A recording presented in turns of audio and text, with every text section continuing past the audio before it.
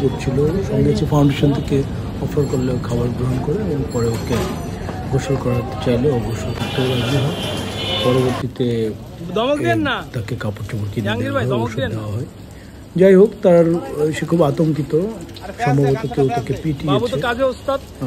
সে তার কথা শুনে মনে হয় সে বৃহত্তর মানুষ ছিল, তো সে নিজের নাম ছাড়া কিছু বলতে পারে না। তো বৃহত্তর মানুষদের আমাদের জন্য আপনারা যদি এই ভিডিওটি দেখে থাকেন তাহলে শেয়ার করুন, তাহলে হয়তো তাকে খুঁজে নিতে পারে। আমরা তার গার্ডিয়ান সঙ্গে আছে, ফাউন্ডেশন থেকে চিকিৎসা করাবো। আপনারা দেখতে পাচ্ছেন বাংলাদেশ স্টাফ তাকে আসলে পরিষ্কার পরিচ্ছন্ন করিয়ে দিচ্ছে এবং তাকে ঔষধ, মানে তার শরীরে বিভিন্ন জায়গায় ক্ষত ছিল সেগুলোতে ঔষধ দেওয়া হয়, তারপরে তাকে ছেড়ে দেওয়া হয়। ধন্যবাদ।